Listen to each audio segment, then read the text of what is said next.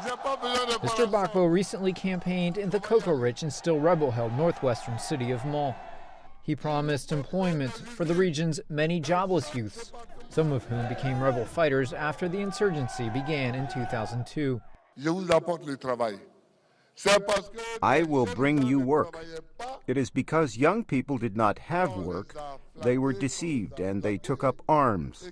A young man who works does not take up arms. One of Mr. Gbagbo's main opponents in the election is former Prime Minister Alassane Ouattara. He had been barred from running in previous presidential elections because of doubts over his nationality. But a key rebel demand has been to allow him to run. The former International Monetary Fund deputy director recently campaigned in the southern commercial capital, Abidjan. Let us give a better future for our country by giving the destiny of Ivory Coast to a man who knows what he's doing.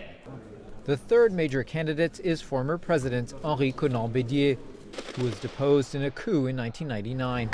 He is the candidate of the Democratic Party of Ivory Coast, formerly the long-standing ruling party. Rebel leader Guillaume Soro, who is currently the prime minister in a government of national unity, is not running. But he is behind the process and recently welcomed the start of voter card distribution to an expanded list of 5.7 million eligible voters. With this card, we will have finally answered the identity question. Rebels say they have been fighting to get equal rights for Northerners, many of them the descendants of agricultural migrant workers from neighboring countries who came to work in Ivory Coast. Hundreds of thousands of these previously undocumented residents were able to get Ivorian nationality papers and voting cards through the ongoing peace process.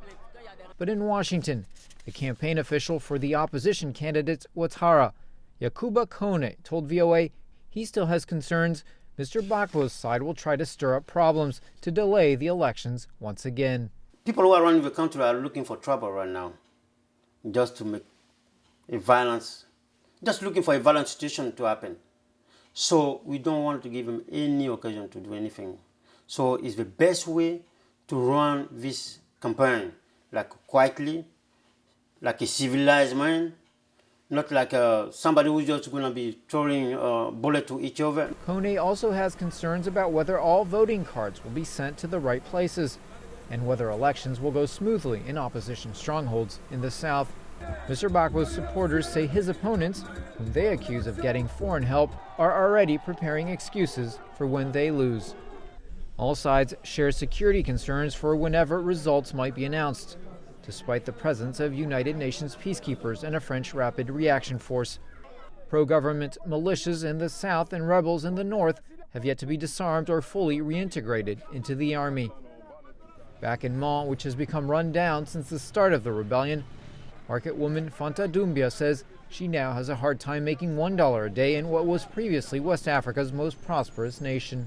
The country was not like this before, but we pray to God to give us a man who can bring us peace and run our country well. If no candidate wins more than 50% in the first round of voting, the second round runoff between the top two finishers is scheduled for the end of November. Nico Columbus, VOA News, Washington.